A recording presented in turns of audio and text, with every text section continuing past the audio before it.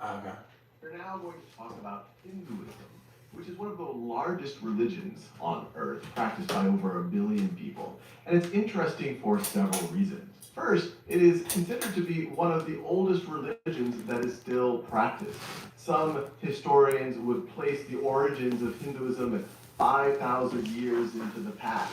It has elements that may have been practiced in the Indus Valley civilization. You also have significant elements that come from the Vedic period. In fact, the Vedas, for which the Vedic period is named, really form the root of Hinduism as it is practiced today. And it is believed that the Vedas come from an Indo-Aryan people that many historians believe came from Central Asia and were related to many of the people who colonized Europe. Now, the other thing that is fascinating about Hinduism, and I really just referred to some of it, it is a combination of many cultures that really merged over thousands of years. And they merged around the Indian subcontinent. As you will see, there are many traditions, many cultures, many different ways that one can, and many different ways that people do practice Hinduism. But there are also core beliefs that we want to get to the heart of in this video, and we'll discuss more in future videos.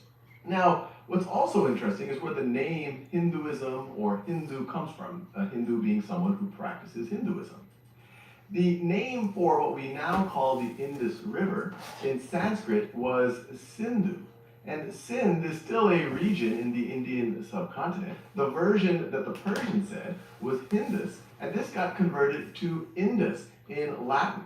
So really, Hinduism is the term for the cultural and religious practices of people beyond the Indus River. The word India really comes from this same root. Indus is where India comes from, but Indus comes from Indus, which comes from Sindhu, and these are all related to the word Hindu, and you can see that very clearly in the Persian version. Now, as I mentioned, there's many different practices in Hinduism, many different traditions, many different rituals in Hinduism, but I'm going to try to focus in on what could be considered the spiritual core, and a lot of this comes out of the Vedas. They're a collection of hymns, rituals, but also philosophy. And the subset of the Vedas that are very concerned with the spiritual and the philosophical are known as the Upanishads, which means sitting down or coming near to. Some people say coming near to God, some people say coming near to the actual reality, or coming near to a teacher, as in sitting down to get a lesson or to have a dialogue. Now, the central idea in Hinduism is the idea of Brahman. And Brahman should not be confused with the god Brahma. Brahma is sometimes you could view as an aspect of Brahman, but Brahman is viewed as the true reality of things. It is shapeless, genderless, bodiless. It cannot be described. It can only be experienced. Now, according to Hindu belief, we are all part of Brahman. And what we perceive as our individuality is really, you can consider to be a quasi-illusion. So this might be one individual right over here, and then we might have another individual right over here. And this separateness, the illusion of the reality that we see around us, this is referred to as Maya. And Maya is not just the illusion or the quasi-illusion created by our senses. It is even notions like our ego, our identity. And within that context, that inner self, that thing that is even within our, that is even deeper than our sense of identity, this is referred to as Atman. And as you can see, the way it's been diagrammed here, the way we've drawn it out, Atman is essentially the same thing as the Brahman. And oftentimes you will see it referred to as Atman dash Brahman. They're really the same thing, but it's really it's an illusion that there is this separateness of our reality. Now, according to Hindu belief, in each life, you have this core part of yourself, which is Atman, which is part of Brahman. And when you die, it doesn't disappear, but it will take on or it will subjugate itself to another reality.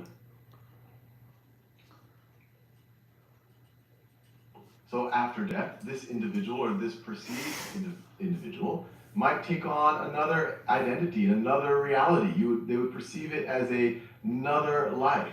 And this notion of one life after another, one reality after another, is sometimes referred to as transmigration of the soul, sometimes referred to as reincarnation, or this notion of samsara, which is this endless cycle of birth and rebirth. It really comes from this notion of same flowing, this thing, this pattern that goes on and on and on.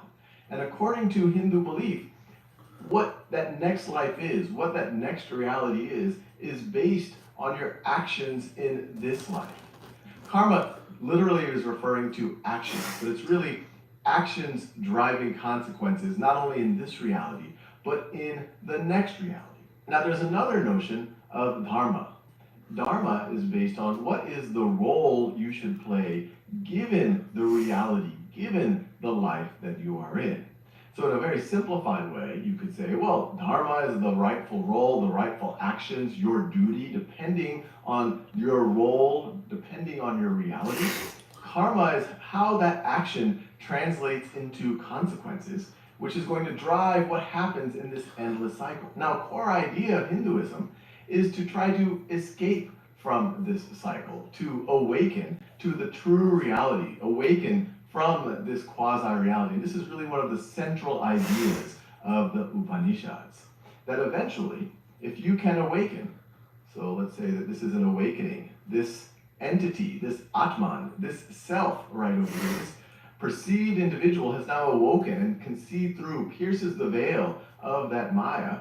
Now they have rejoined Brahman, and they've recognized that Atman and Brahman are the same. And this freeing from samsara, from this birth-death cycle, this is referred to as moksha. Now, to make this idea a little bit clearer, let's look at some quotes from the actual Upanishads. So this is two versions from the Isha Upanishad, and the reason why I like to show it is because it shows that if you're translating from Sanskrit into English, or really from any one language into another, there's going to be some room for interpretation, but we can see it here.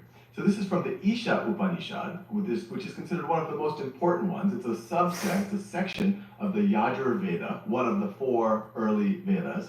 And they write, and this is an English translation, the wise man beholds all beings in the self, or the Atman, and the self in all beings. For that reason, he does not hate anyone. To the seer, all things have verily become the self. What delusion, what sorrow can there be for him who beholds that oneness? This is another version of the same verses from the Isha Upanishad. He who sees all beings in the self, and the self in all beings, he never turns away from it, the self.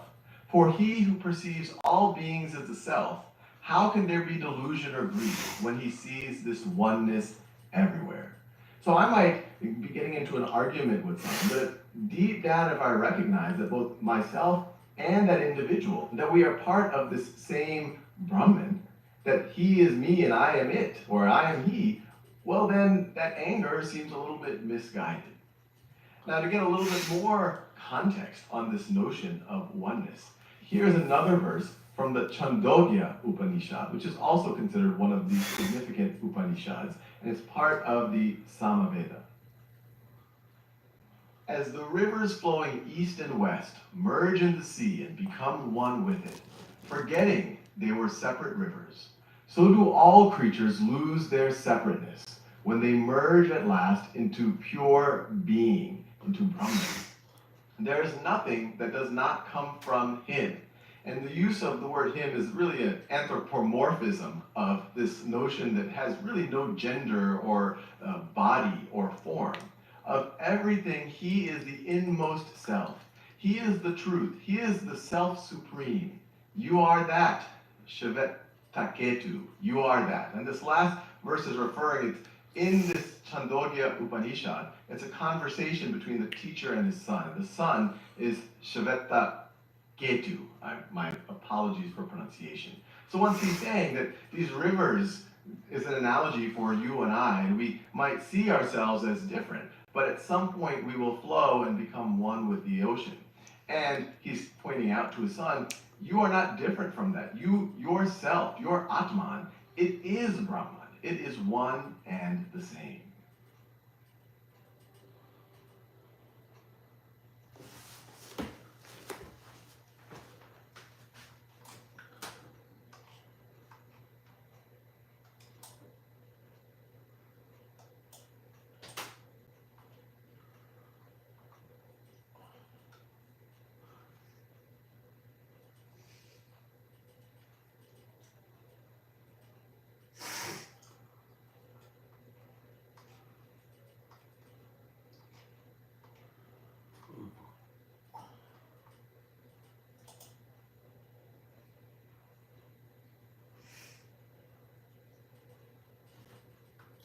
Lesson 6, Ancient India.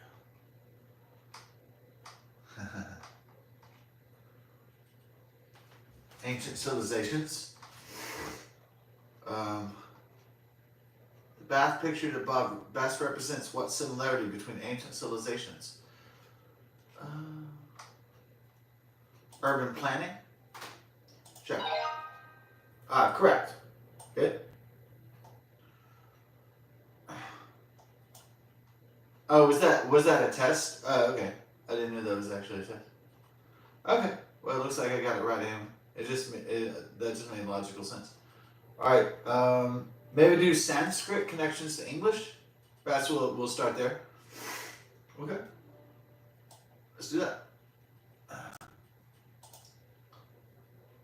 The 18th century, you start to have significant interaction between the English and the Indians, especially in the East India Company. And as part of that, you start to have Western scholars start to really study Sanskrit and the Vedas. And as they do this, it starts to really open up their mind, not just to the roots of Sanskrit, but also many of the Western languages, including English itself.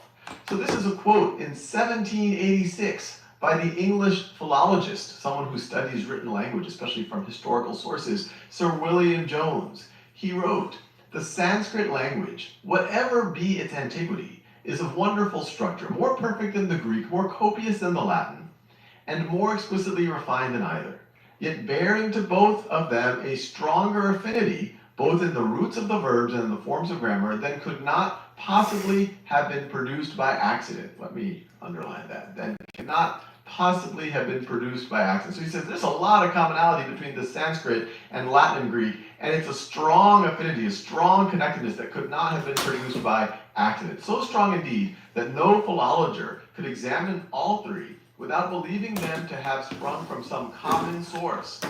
Underline that. Without believing them to have sprung from I'm some turning common down. source. Yeah, it's not which exactly perhaps reason. no It's longer not. exists. Yeah, it's all Similar 14. reason, though not quite Yeah, but it's just so like a close, voice, for though. supposing that both the Gothic and the Celtic, though blended Oh, I'm with sorry. very different All right. idioms, had the same My bad. origin with the Sanskrit, and the Old Persian might be added to the same family. And so when they started to study the Vedas and look at Sanskrit, Love you. they started to realize, well, maybe all of these languages are connected. And now modern day philologists believe this very strongly the more that they have studied it. Based on the connections in the grammar and even the vocabulary and the word structure themselves, they now theorize that a parent language of Sanskrit, Latin, and the Germanic languages and the Celtic languages, we call a language today called Proto-Indo-European, which is a lost language. Proto-Indo-European. Sanskrit is one of the oldest. Oh, yeah. It's one of the oldest. That is a great theory, actually. That we have of that Proto-Indo-European, of course. Sanskrit is, of course, Yeah, that makes the sense. parent language, has evolved in different parts of India to languages like Hindi, Bengali, and Punjabi. Latin, which is also a dead language now, has evolved into languages like Spanish, Italian, and French. English. And English, which is considered a Germanic language, Structurally has speaking, big right. influence from Of course. Latin and French. Okay, that all that makes sense. Come Of from course. that same It's kind of covering. We're kind of covering the basic ground. And That's just fine. to get an appreciation for why these philologists believe this, and this is something when I first saw it really blew my mind. I'll show you some connections between Sanskrit words. Isn't that weird that they had Indiana Jones in 1786? The guy's called Sir William Jones. Languages in India. Yeah, that see kind of connection tripping me to out. Sanskrit. If his name And was we Sir see Henry Jones, I'd how be like, these oh words shit. are connected to This is Latin. wild, And dude. many of the languages derive from Latin. Some of you Persian speakers might recognize some commonalities. Persian. And most Proto-Indo-European, right now, right. how it's related to English. And so here's just a sample of some Sanskrit words that have an eerie resemblance to both English and in some cases Latin words, or in many cases Latin Okay. words. I've just given Mater two. is mother. So the Pitta, Sanskrit mater. Father Well, in English we is have mother, father. and in Latin Na. we have mater. Oh, And okay. also from Latin. Oh, English, Sanskrit was you know, na? we Oh, have words hell like no. maternity and maternal, Well, I guess they're not wrong. all referring to the same Oh, idea na was of no? mother. Or maybe it's no. And this general trend, Ga, this T ka- sound, mater, or Dwa. mother, becomes call it more the of a door- the the sound door? in English, in the Germanic languages. Look, that we see over and over. And the Mika In is Sanskrit, you anonymous. have pitta. Cow. In Latin, Time you is have calendar. pater. Nos, In nose. by way Lope. of Latin, in modern English, Location, words like okay. paternity and paternal. Love is love. Going through the Germanic Ah, languages, fantastic. you have, once again, the sound becoming more of a the sound. And you also see this pattern as you go from this Proto-Indo-European, this theoretical language, and especially if you think about relative to Sanskrit, that you have this sound going from a pa to a fa as you go to the Germanic languages. So pither becomes, you could say it, father.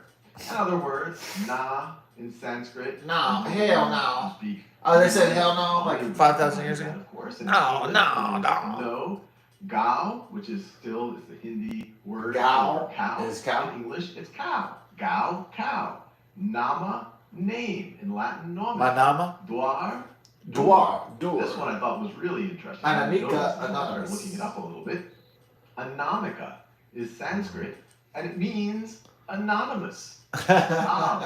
Which is referring to time in Sanskrit. And in modern Sanskrit-derived languages like Hindi and Bengali, You're entertaining me talking about God and time. references No. in time Stop are entertaining me restricted. with that. And in English, you have calendar, Nas, and in something like in modern Cow, languages, calendar. in Oh, sometimes calendar. not. Right, And okay. in English, you have nose. Cow means time. In Calculate. in English, you have the prefix Oh, loc, or loc, locate. And then locate or this is a very location. nice one. Love Sanskrit love, which means desire. is in English, love. We have the word love. Love. And this is just a sample. Love. I encourage you to look it up more. You'll get Sanskrit amazed by versus the English connections Latin. between Huh. Sanskrit and English. I've never Now actually I'm gonna show compared you those two. what I think is one of the coolest, because it Never isn't thought just about a linguistic connection, but it is also I guess you could say, a spiritual connection. And this is the names for the sky god from several different traditions. So in the Vedas, they make reference to a god, Dios. Dios Spitter. It's literally referring Dios to Spitter. Yeah, I know I've seen that referring before. to sky. We already Dios. talked about Pitta. Oh wait, Dios The is word Dios. for It means father, God. referring to this idea Right. of Zeus is sky God. father. Right, You exactly. might be getting goosebumps now. When you Yeah. It seems very familiar. That's what I'm saying. Greek, we have Yeah. a very similar Dios word. is Dios, in- we have in- Zeus. And those in are very Latin, similar words. Zeus, Spelling might be different, but the way Jesus, it comes out of your mouth is very Dios. similar. Dios. Yeah, in Spanish, the God is called Dios. Instead of Pither. Right, that does make sense. Once again, you have sky. You have sky. Sky, God, Sky Father. Sky And Father. this is another connection that blew my mind. It wasn't obvious when I first saw it, but Jupiter from Latin, the Roman god, you could use Jupiter. This is once again, instead of Deus, you have Jew. Instead of Pither, you have Pitter. So instead of Dios Pitter, you have Jupiter. Jupiter, Jupiter. These are very, very similar words, even though the spelling seems different. The way it comes out of your mouth is very, very, very, very, very close. And this is further evidence for the closeness Zeus. Sanskrit Huh. between Greek and Pater, between Pitsy, Latin. Pater. Once again, we have Okay. Sky Father. This is, of course, And who is Indra, It's though? hard to tell. I don't see how that works out. Or Zeus, Well, we'll see. This is a picture of Jupiter. Right now, I know that Also, there's some kind of interestingly, connection here. The Vedas cite Dios Pitter as the father of Indra, who is considered the king of the gods, one of the most significant, if not the most significant god in Hinduism. And Indra is now, especially in the Vedas, and this is the most spoken about in Indra. the Vedas, has many of the qualities that we now in Greek and Roman traditions associate with Zeus and Jupiter. Indra is a sky god, throws bolts of lightning. Actually, eerie similarities with the Nordic god of Thor, and Nordic people were also Indo-European people, where Indra, he throws a hammer and he defeats these monsters, and all of these things very similar to Thor. So hopefully this, when I first learned this just kind of made me realize how connected the world is, and it started to make me start to look for patterns where I hadn't seen them before. And it really shows how these civilizations that seemed very unconnected might have, and probably we do believe, emerged from the same place. Modern philologists and historians believe that this Proto-Indo-European might have been spoken by people in the Caucasus. The word Caucasian is referring The to Caucasus Mountains. people from the Caucasus area there. Yeah. We don't know for sure, and we believe that they migrated out. And so when we talk about the Germanic tribes going into Northern Europe, the Celtic tribes going into, I guess you could say, North, South, Central Europe. You could talk about the Italic, the Latin tribes. You could talk about the Greek Italic, tribes. the You could also talk Italian, about the Romantic. talk about the Indo-Aryan tribes. Right, Which Indo-Aryan. settled into Persia, Alright, and into Northern India. Indo-Aryan These, tribes. we believe, Yeah, are all that's true. connected. Yeah, that's wild. That's what I thought. Well, maybe somebody would like to learn about the Jews. Let's learn about Jews. How about that? Jewish. Let's find some video about the history of the Jews. That's what I'd really like to learn about that.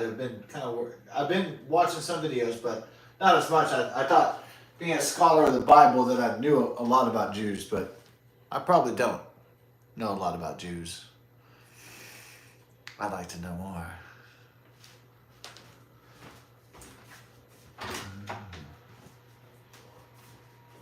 Hey, I love you, Mom. Thank you so much.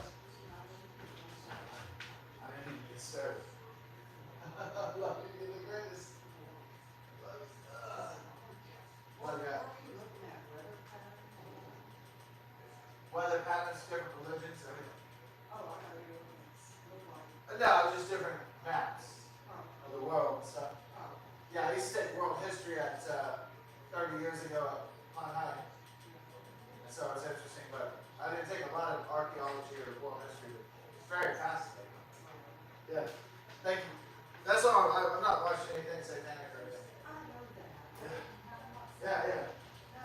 I used to, if I'm watching stuff, it's music or archaeology. I'm not doing anything else.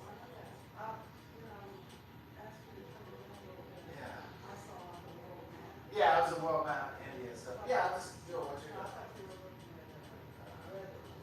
No. It's too depressing, the situation for all the children might be dead. It's so depressing. So I'm sorry. It's not my fault, but I'm saying it's. Oh no. I'll tell you if there's a big hurricane coming our way. So don't worry. I'll tell you and the family first thing that there's a big hurricane coming. Love you. All right. Good night.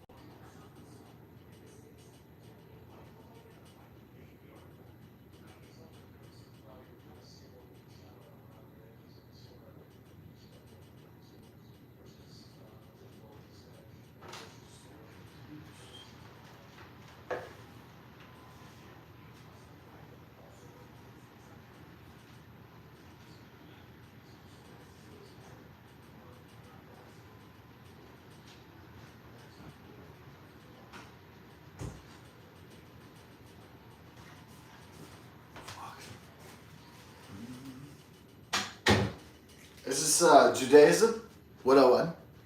All right, good. I'm going to do explore all the 5 major world religions. We'll decide what religion is the best. Here's Judaism. Okay. Let's see what it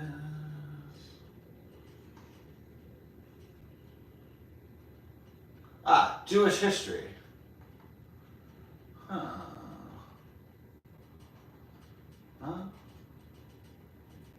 Early Judaism. Let's go. The Holocaust. I don't know if you want to do that one. Let's do early Jewish history, perhaps. 1750 to World War II. This is be some rough shit. Oh man. All right, we'll try to narrow it down. I want to do early like biblical history. I want to start from the beginning. So, yeah, is there any proto history? Jewish history of the Middle Ages, writing history of Jewish architecture. All right, we have to. Okay, we'll just go to YouTube and see if they have. What we'll do is we'll go. I really can't find the Jewish history modules for free that I want to. We're gonna have to do.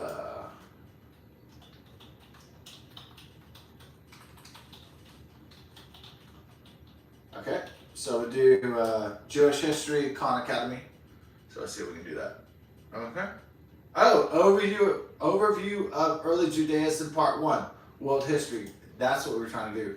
Adam, what we do in this video is give a very high-level history of some of the significant events in Judaism. And I will use the word history loosely because historians aren't able to really find a lot of evidence for some of what I'm going to talk about before the first millennium BCE.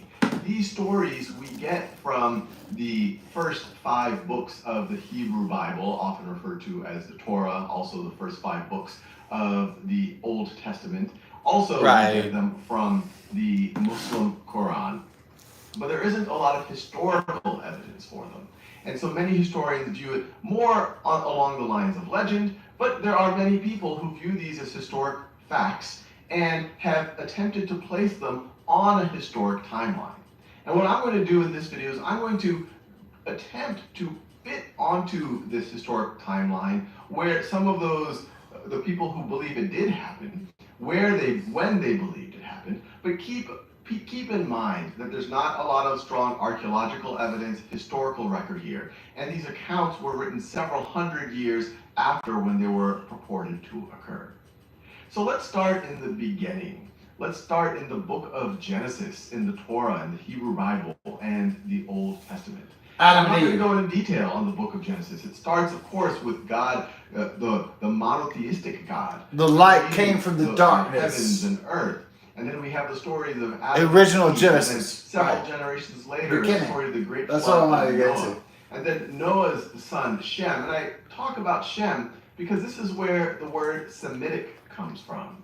You might have heard people refer to Jewish people as Semitic, but also Arab people are referred to as Semitic because according to biblical accounts, they are both viewed as descendants of Abraham, who is a descendant of Shem. So they are viewed as Semitic.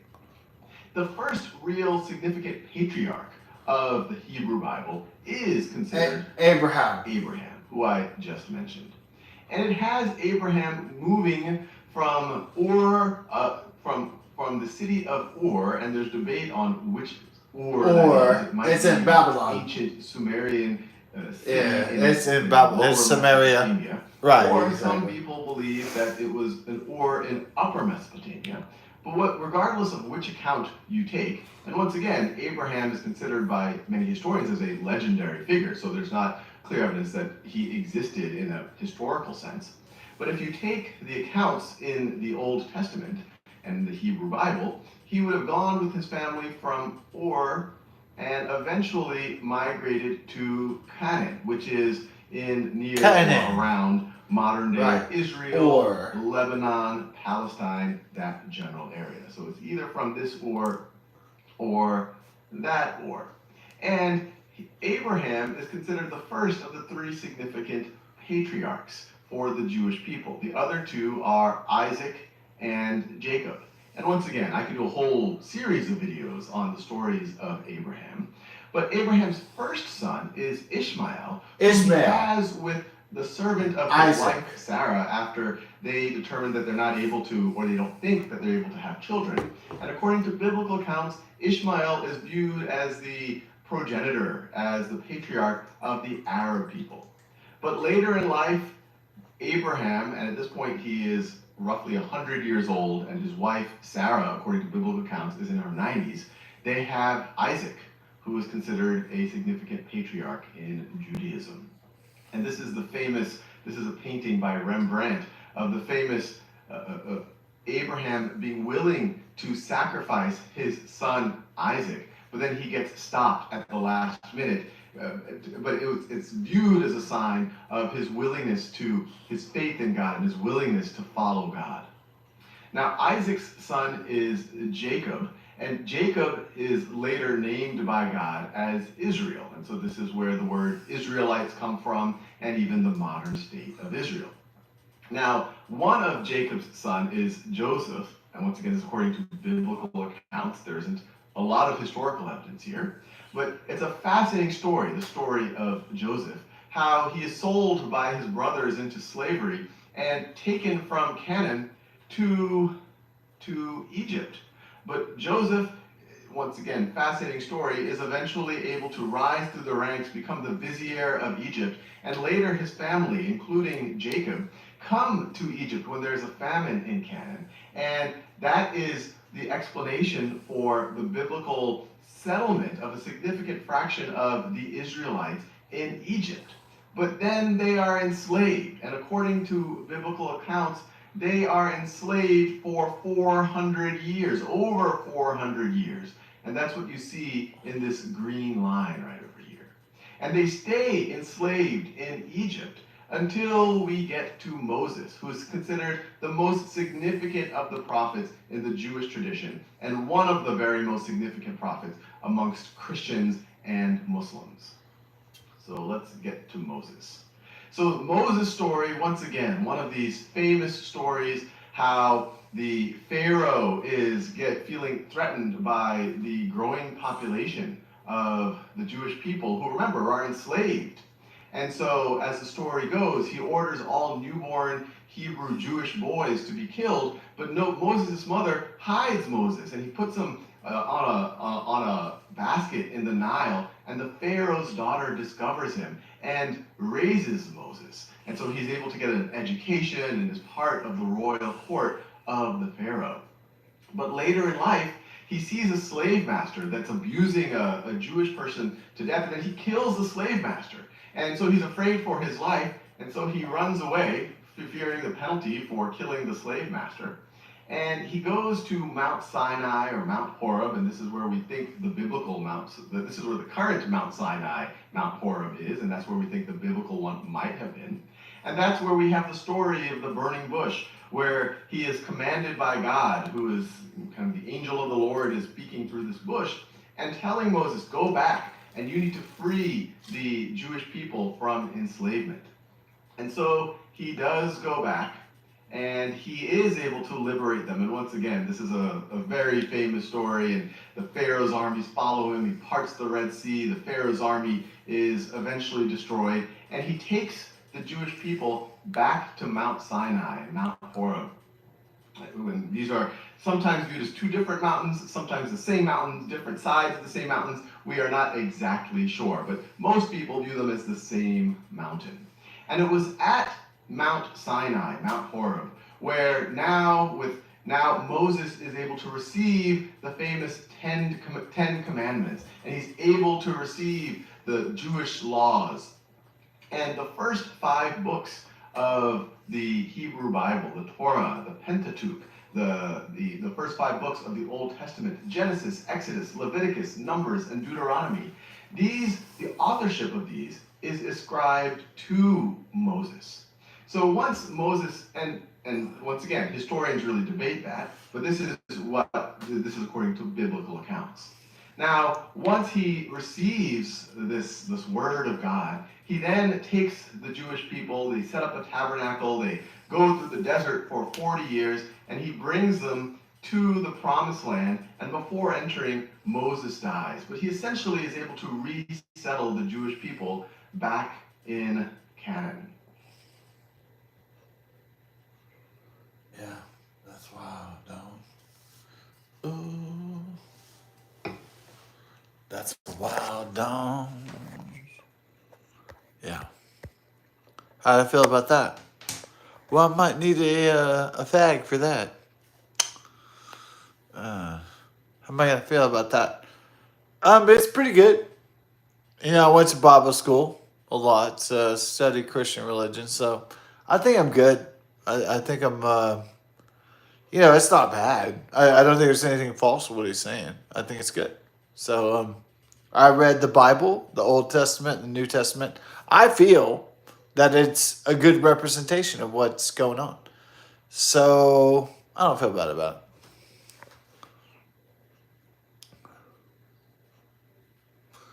Folklore and myth and whether I believe it. Well,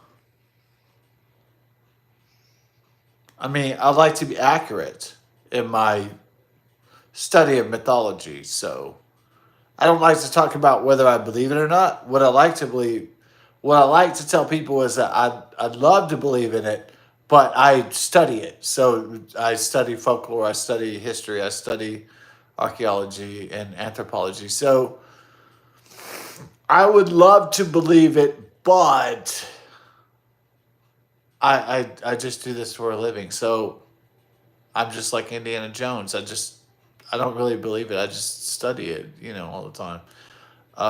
I wish I did believe everything, but some of it is fantasy and some of it's reality. So I just have to learn to separate, all those things. I grew up watching Indiana Jones and Steven Spielberg Jewish and George Lucas movies, so I'm probably biased when I study archaeology because everybody believes in the religion and the Bible and the Quran and the Vedas and the Torahs and you know what? I do too. And you know what's so sad about that is that I believe it God to the teeth. But if I'm going to be realistic about studying it, I have to be more realistic instead of enjoying fantasy and legend stories. So it's kind of a delicate balance being an archaeologist or a theologian in these times because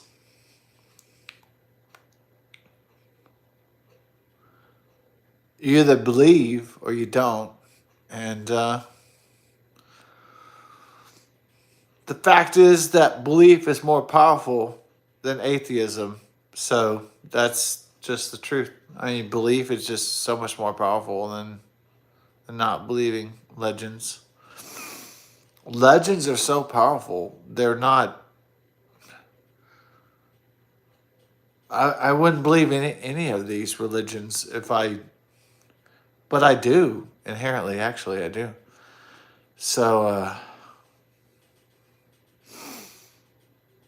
I don't believe in Christianity. I don't believe in Islam. I don't believe in Judaism. I don't believe in Christianity. I don't believe in Buddhism. I don't believe in Hinduism. But the problem is, I do. Yeah, I really do. Actually, I don't take any legend for granted. As a scientist,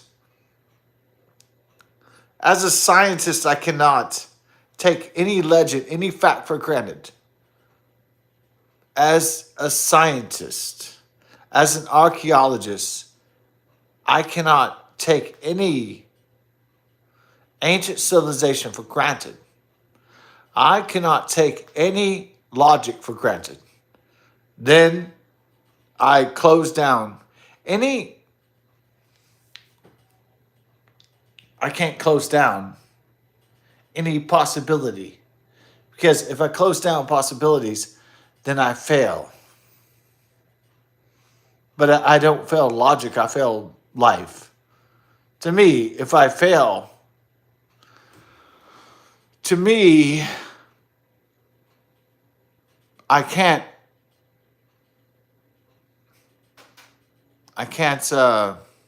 stop the fantastic.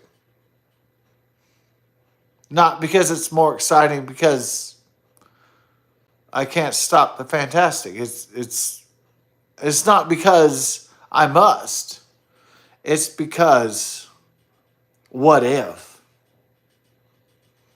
I cannot deny God or Jews or Islam or Muhammad or Hindus or Buddhists. I cannot deny God.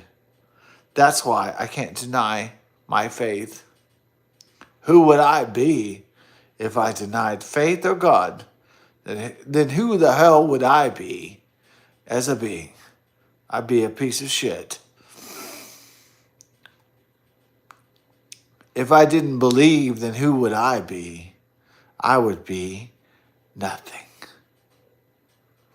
So, we all have to believe in something because we must.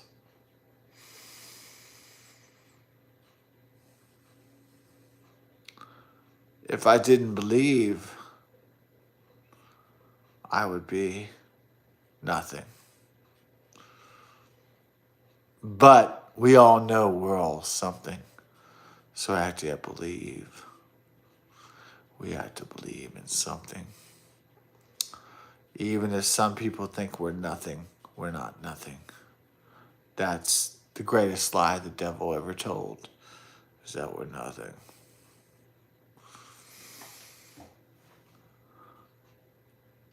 We're not. We were never nothing. That's a lie. It's perpetrated by demons. Said we're nothing.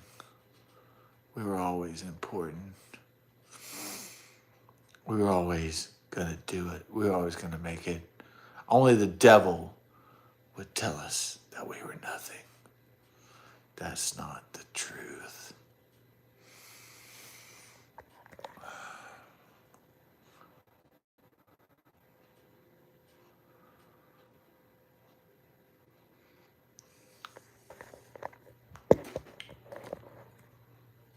That's where I reach for my revolver. That's when it all gets blown away. Spirit passes by this way. They told us we were fucking nothing.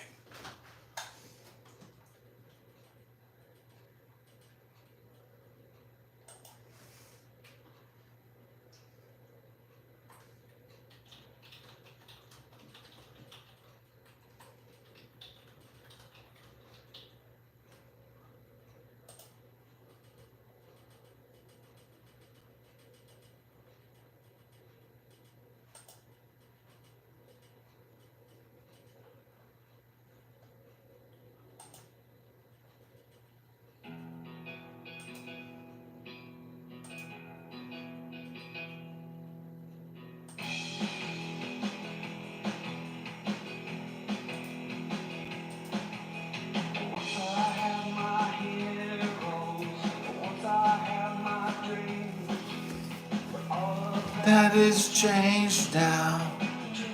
Once again, the truth is not that comfortable, no.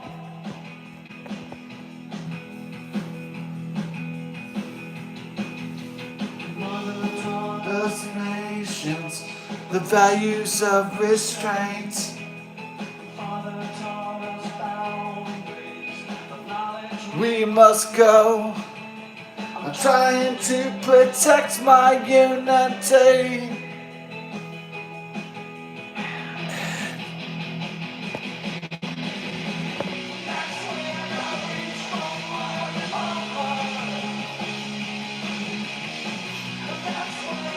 All gets blown away.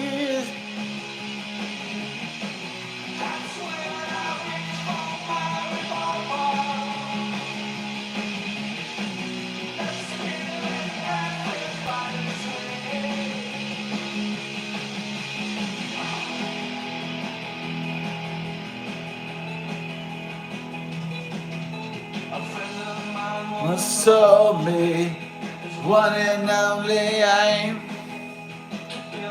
Giant castle, and then it's sign his name. Sign it with complete community.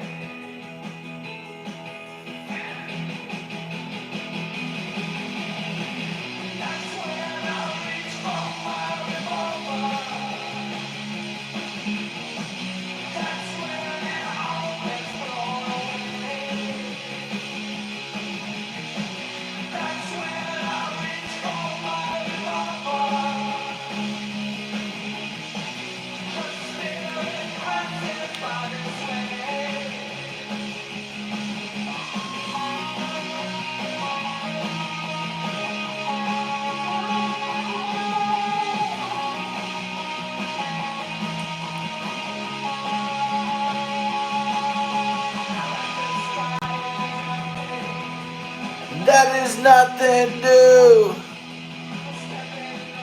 around us when they tell us we're nothing.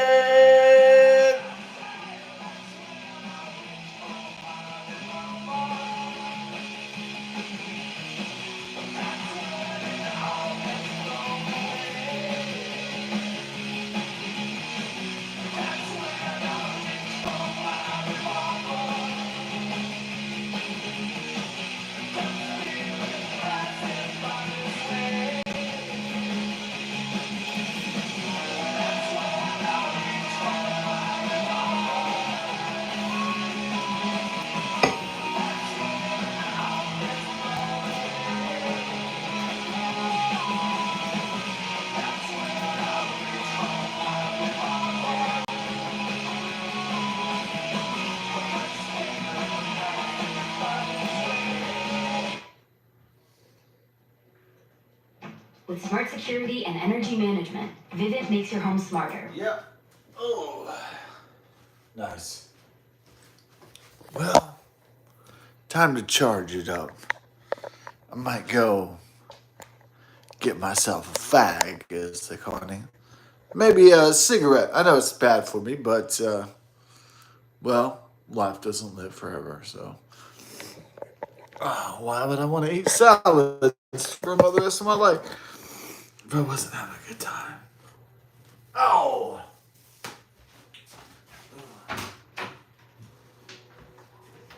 Hey, can I have a smoke? Downstairs? Or smoke downstairs? Yeah, but not outside. Okay, not because they, alright, I'll come downstairs. Stop, we're not starting that crap.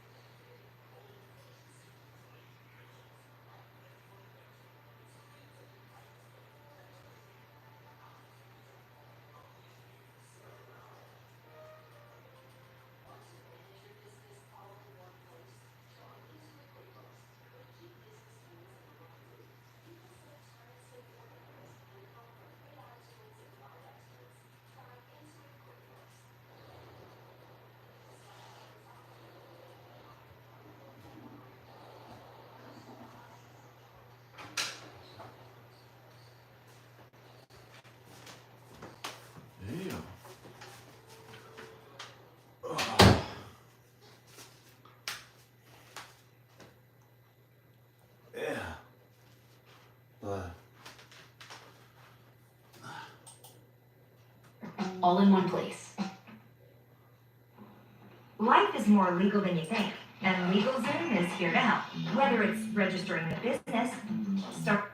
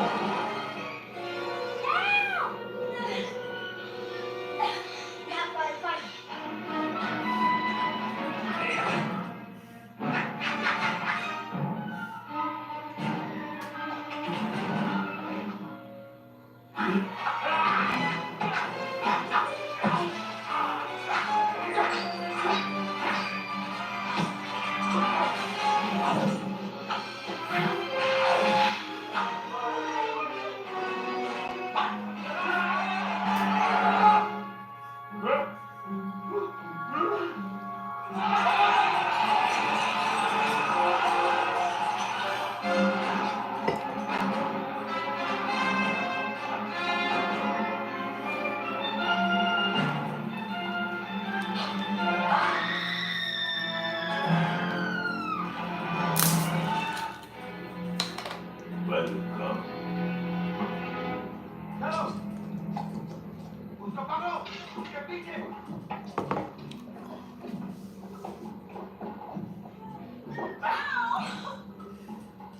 Where you go, Balaram? You are in a position unsuitable to give orders. Watch your back!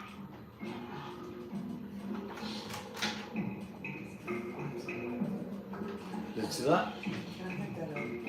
Oh yeah, thanks. You want the stones? Let's go. Yeah. Let her go. Throw them down the doors. They will be found. You won't. Get now.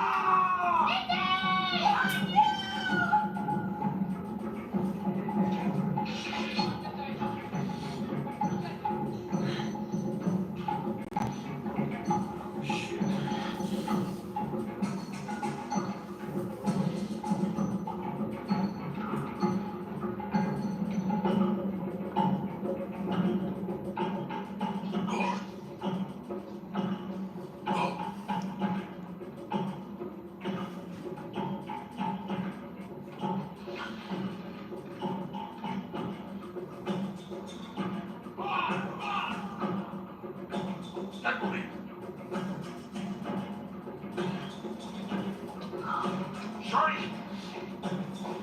Chauchi! Lapsutanza!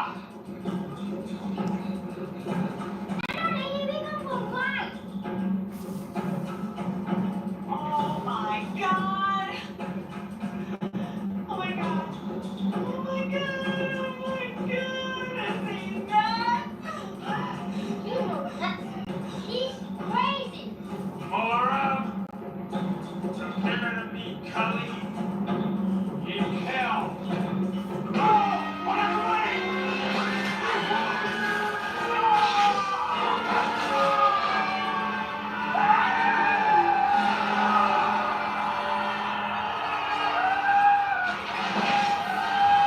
We're going to meet Kali in hell.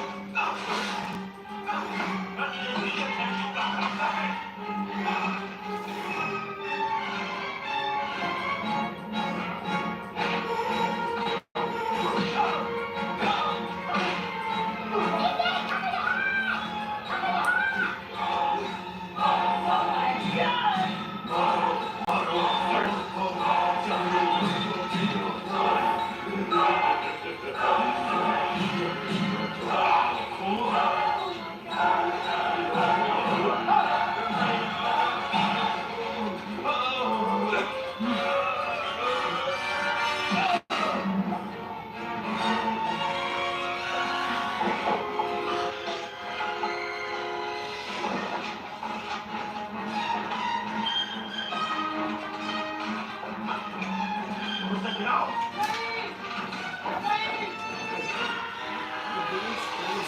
Oh, thanks. Oh, it's frozen.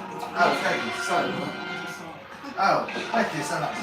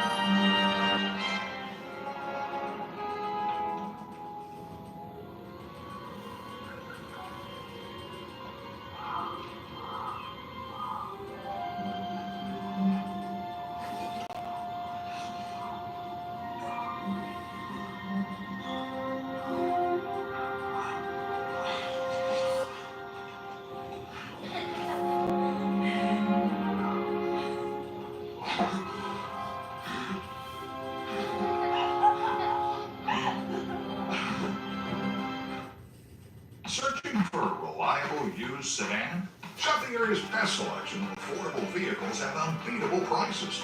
Want a vehicle with low...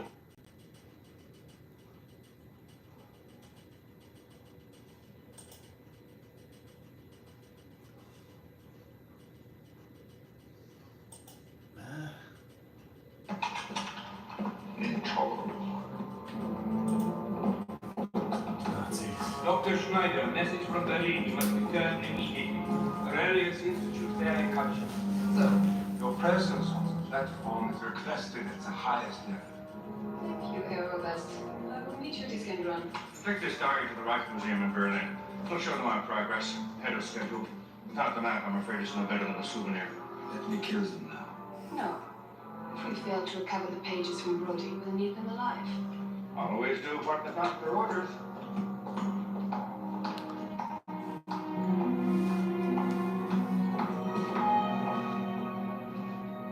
Don't look at me like that. We both wanted the grail. I would have done anything to get it. You would have done the same. I'm sorry you think so.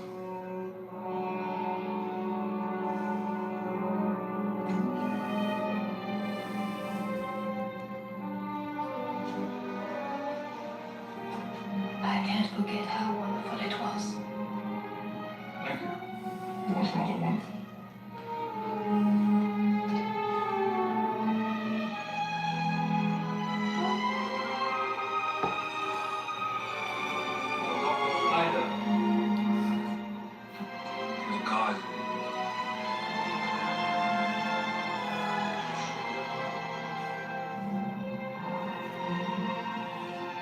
That's how Austrians say goodbye.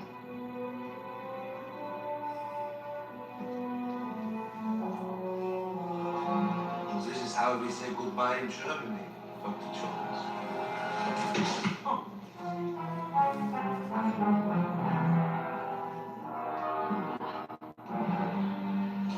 Austrian way better. So did I. He's trying to keep ropes so we gotta get to Marcus before the Nazis do. You said it in 2 days stop. That it would blend in, disappear.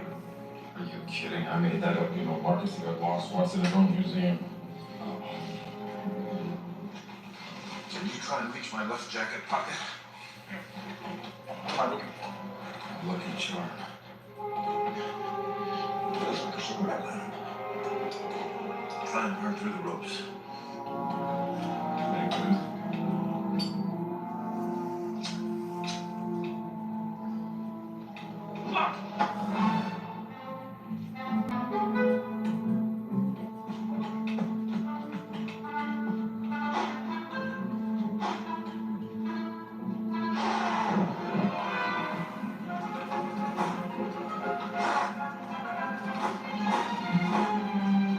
Something. Don't get sentimental now, Dad. Save it till we get out of here. The fall's on fire. See?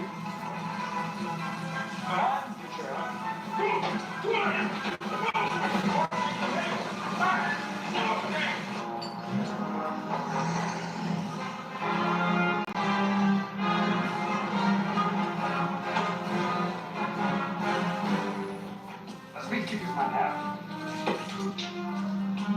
We have Marcus Brody. More important, we have Button.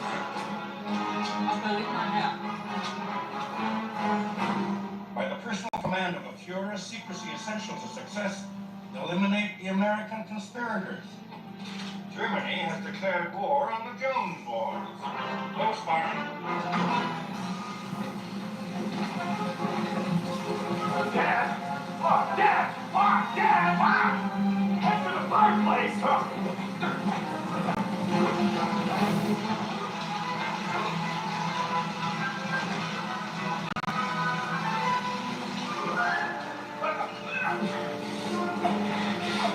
Get these ropes up.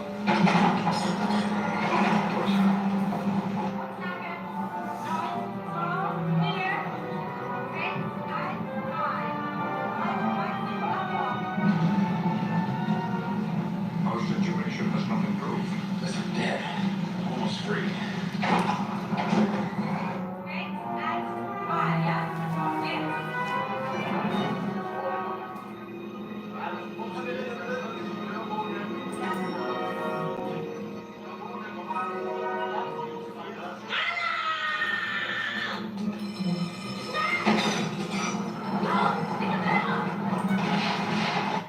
Let's believe, boy. Jehovah is his name. He must not fail. Good news, all you hot sauce toting, red pepper flake loving fans of heat. Olive Garden.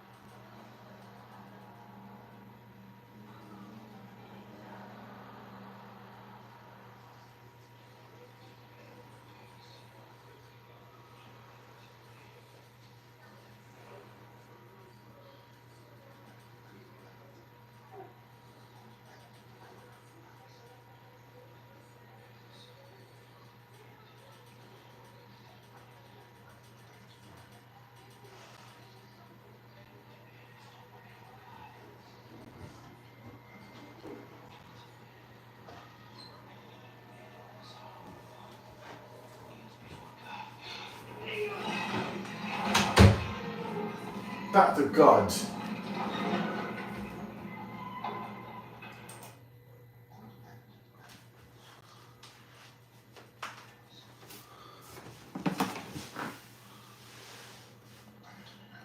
Only the penitent man will pass the trials of God.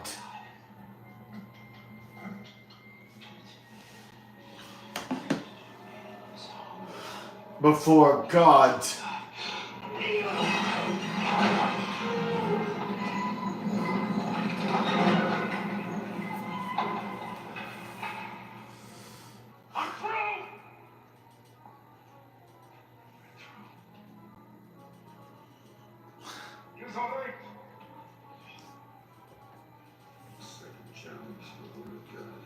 The word of God. Only by the footsteps of God shall he proceed. Jehovah.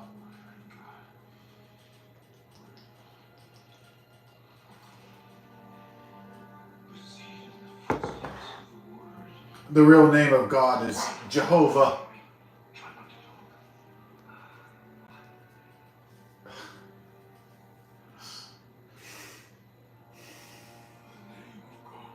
Is Jehovah. Is Jehovah.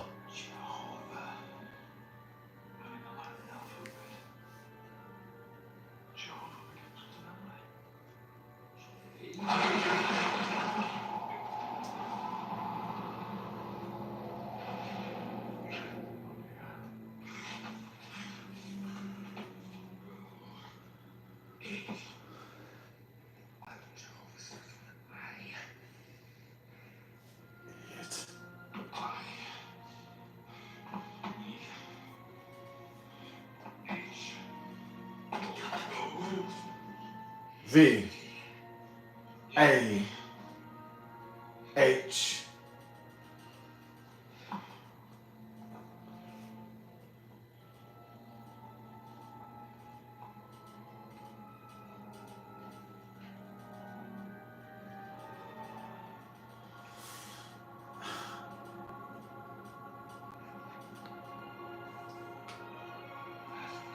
the path of God.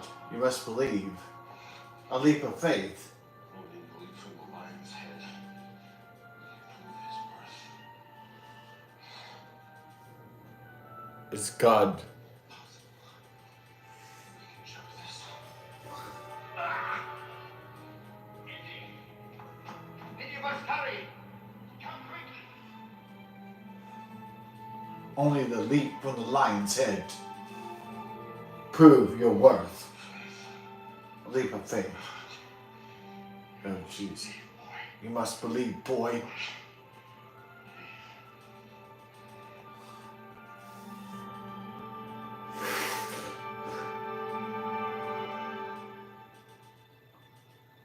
You must believe, boy.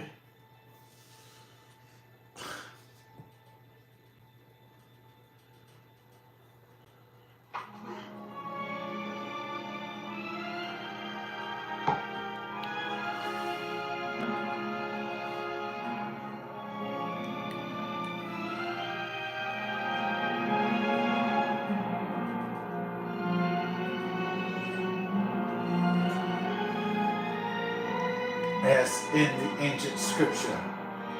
Perfect.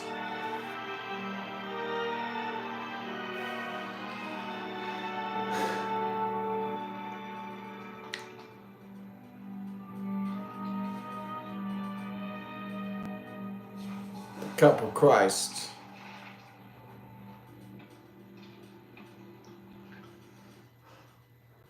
I have 12 emails, 30 messages, and a proposal due by 10. I'm already underwater. I'm in the same boat. I'm in an actual boat. I thought Grammarly just fixed grammar. They make boats now? It's more of a metaphorical boat. Because I've been using Grammarly's AI for years to keep me high and dry. Try it. Grammarly can look through your writing to make it easier to understand. See? Shorter. Wow. Clearer. Cool. And better. Now people will get what you're trying to say. Yeah. Jesus Christ and Christianity, world history. Lesson 1. Excellent. We're now going to talk about the beginnings of one of the most important religions in human history, and even today, the largest religion on earth, and that, of course, is Christianity.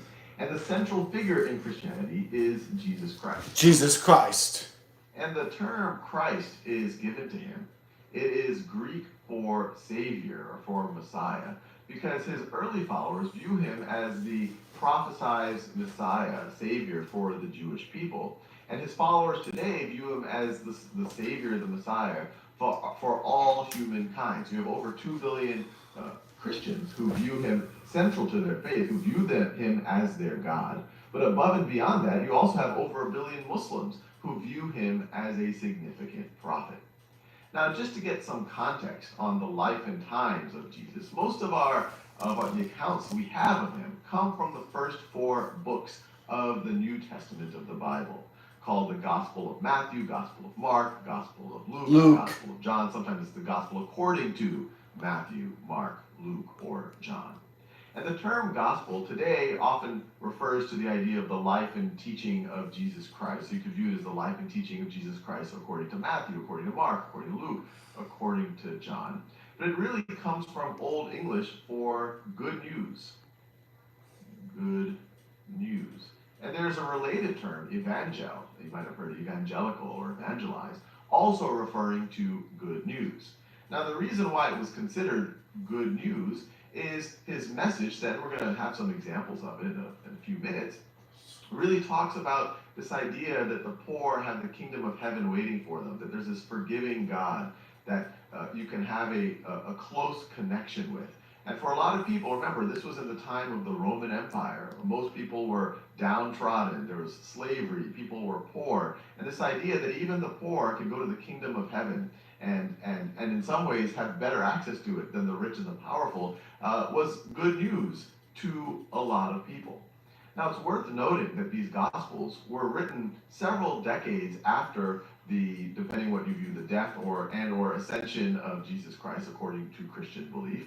As you can see, Jesus was born slightly before the year 1. Most historians put his birth at around 4 to 6 BCE, before the Common Era, and they put his death around 30 to 33 CE in the Common Era. You could also use the original terms, before Christ, and Anno Domini, in the year of our Lord. Our modern calendar system really uses the original view of the birth of Jesus as where we start Anno Domini versus before Christ, or the Common Era versus the before the Common Era. Now, it's interesting that it turns out that Jesus was likely born slightly before the original view on the birth of Christ.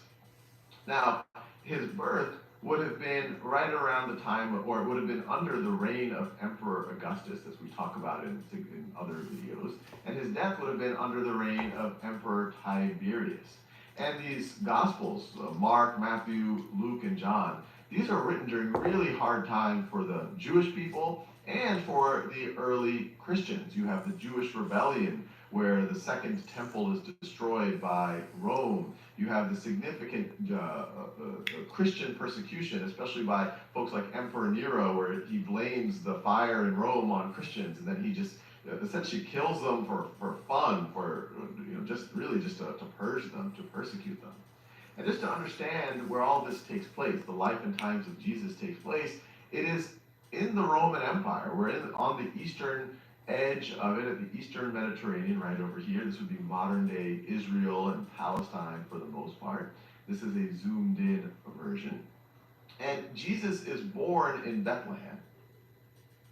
And this is a scene. I'm going to show you a lot of paintings. As you can imagine, he's a figure that has inspired a lot of paintings. This is a figure of the 3 magi visiting and giving their gifts to the infant Jesus. Magi, famously the Zoroastrian priests coming from Persia to visit Jesus, according to biblical accounts. And he's raised in Nazareth. And that's why he's oftentimes referred to as Jesus of Nazareth. And the Gospels don't talk a lot about his early life. They start to talk a lot about his life in his once he hits his late 20s or early 30s. And the first really significant account after his famous birth to the Virgin Mary, his purported father, Joseph was Mary's husband, but that the Holy Ghost or God was the actual father, making this a virgin birth. But after that, the first significant event is really his baptism by John the Baptist. John the Baptist was another preacher, prophetic figure of that time, a significant one. He had a lot of followers, and he was baptizing people in the Jordan River, right in that region. This is Jordan River right over here. And this is a depiction of the famous baptism of Jesus by John the Baptist. And famously, John the Baptist said, "No, you should be baptizing me." But then after Jesus said, "No, you baptize me." And after Jesus was baptized, Famously, kind of the sun shines on Jesus and God speaks that this is my son, according to, once again, biblical accounts. And John the Baptist, shortly after that, gets arrested by King Herod of Galilee. Remember, Galilee is the home region of Jesus where he will eventually do most of his preaching. And after that, Jesus starts to really go full into effect in his ministry. And while he's doing that, he's performing all of these miracles. He's healing people, turning water into wine, walking on water, bringing people back from the dead. And this is, of course, according to biblical accounts. You can decide if you believe these or not. And he does most of that in Galilee, and eventually he makes his way down to Jerusalem to meet his fate. He tells, according to the Gospels, his followers, his disciples. That's pretty wild, dude. Yeah. Ooh. Yeah. Okay, one more time.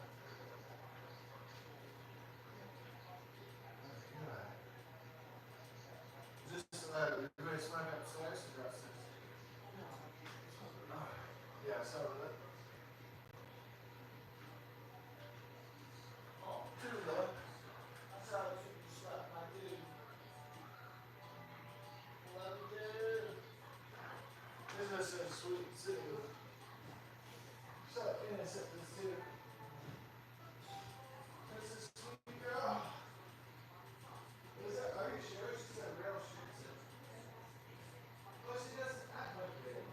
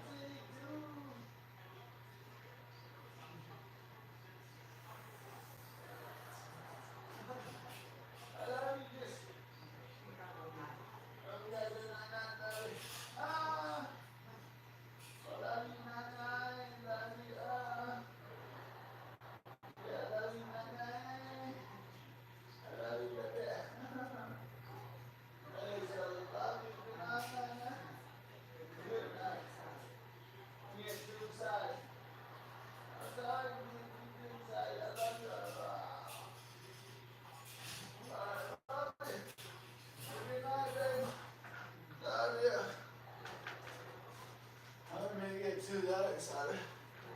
Love you, good night.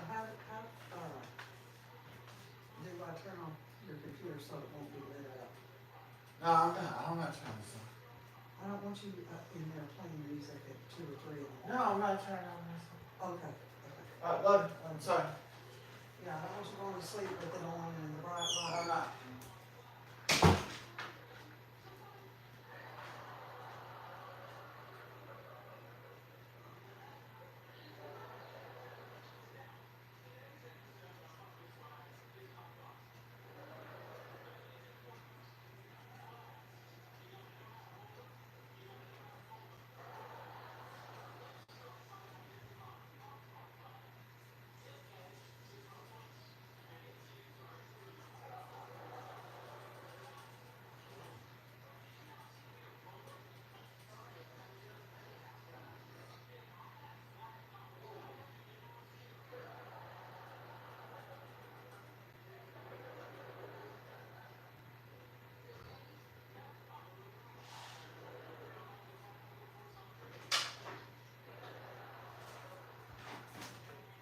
Yeah.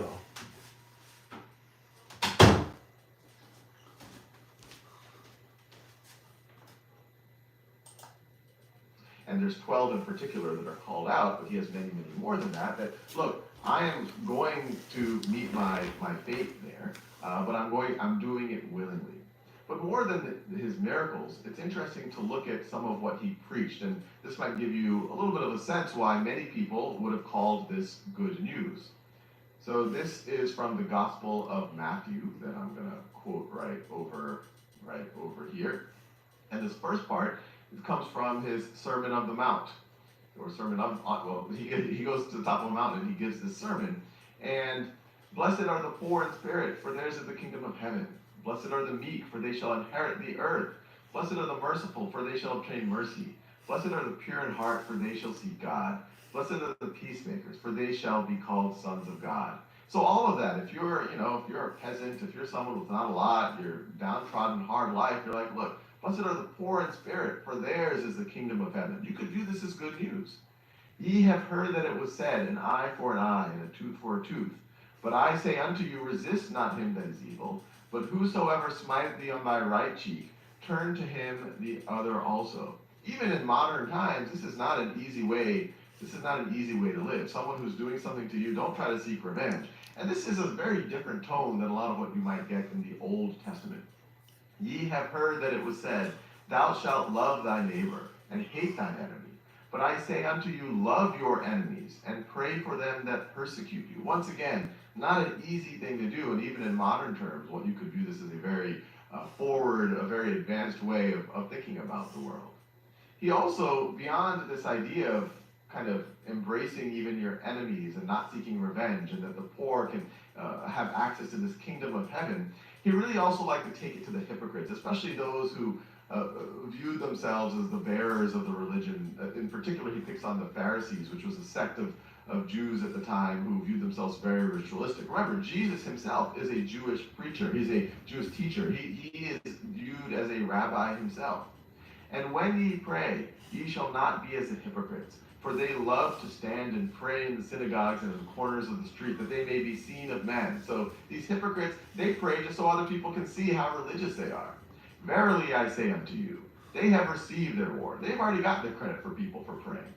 But thou, when thou prayest, enter into thine inner chamber, and having shut thy door, pray to thy Father who is in secret. And thy Father who seeth in secret shall recompense thee. So don't make a big deal about your prayer. Do it in private, and then have this personal connection with God.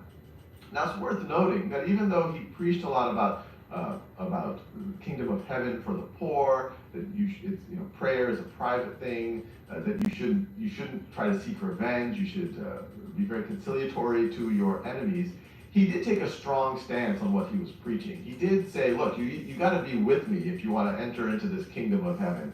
He took some strong stances that this isn't going to be an easy thing, and this is going to cause a lot of tension. This is one quote that you could view that way, once again, from the Gospel of Matthew. Think not that I came to send peace on earth. I came not to send peace, but a sword. For I came to set a man at variance against his father, and the daughter against her mother. I would interpret this as saying this is going to cause a lot of divisiveness. And the daughter-in-law against her mother-in-law, and a man's foes shall be they of his own household. He that loveth father or mother more than me is not worthy of me, and he that loveth son or daughter more than me is not worthy of me. And he that doth not take his cross and follow after me is not worthy of me. He that findeth his life shall lose it, and he that loseth his life for my sake shall find it. So he takes a pretty strong stance that, look, you really need to follow me. But if you follow me, there's some very, I guess you say, good things that are waiting for you. But eventually he does make his way. He tells there's other, these miracles he's performing. This is the famous transfiguration of Christ, where he makes it apparent to his followers. He kind of becomes luminescent, and he becomes apparent to his followers, his disciples, that he truly is the Son of God. And then he makes his way. Now this is now the year, depending on whether you think it's 30, 31, 32, 33 CE. He makes his way to Jerusalem to meet his fate. And he's already prophesied to his followers that this is going to be a tough fate, that he's going to die there. And this is a very important week in Christianity. It's referred to as Passion Week. And the term passion has a different connotation. It really means the suffering of Christ. This is the week that he suffers. It's the week that he gets crucified and resurrected. So he goes to Jerusalem on Sunday. This is around the time of Passover, a very important religious period for the Jewish people. And he comes to Jerusalem the time of near Passover. That Sunday that he comes is now celebrated as Palm Sunday. This is imagery of it, where he's coming and some people are greeting him to Jerusalem as kind of a king. They're laying down these palms before his path. Then this is the famous where he goes to the main temple at Jerusalem, and he cleanses it of the money changers. He's like, hey, by doing these money transactions here, you are defiling the temple. Then on Thursday of that week, he has the famous Last Supper. Some people believe this is the Passover Seder. Most historians don't think it is, but he's meeting with his 12 disciples, and he's saying, one of you is going to betray me, and it's Judas Iscariot who does. And he goes to the religious court and says, hey, I have this guy who you guys don't like. Remember, this whole time that Jesus is doing his ministry, he's sticking it in a lot of ways. He's calling out these Pharisees and these religious officials as hypocrites. He's getting all of these followers. A lot of these traditionalists are saying, this guy's blaspheming. He's saying he's the Son of God. He's saying all of these things. He's doing these miracles on the Sabbath when you're not supposed to be doing anything. And so Judas Iscariot goes to the Sanhedrin and says, hey, I have this guy. Come and get him. And they get Jesus, and this is the famous trial of Jesus by the Sanhedrin. And they say, hey, you've been saying all these things. We think you're blaspheming. And Jesus stays silent for the most part. So they deem him guilty, and they hand him over to the Roman governor, Pontius Pilate. And they say, hey, look, this guy's trying to create an insurrection against Rome, which the Romans take very seriously. And in the Bible, they have him seeming somewhat reluctantly saying, oh, okay, do we really need to do this? But then he says, all right, if that's the way y'all want it. And so the Romans crucify Jesus. And this is what is now viewed as Good Friday, the crucifixion of Jesus. And then on Sunday, this was predicted by Jesus to his followers. He is resurrected. He leaves the tomb where he was. And this is a very important week. You have Palm Sunday, you have Good Friday, and then you have the resurrection. And then another very, very important event to Christians is 40 days after the resurrection. So after 40 days, he's over that 40 days after the resurrection, he's seen by his followers, he's seen by many people, he continues to preach.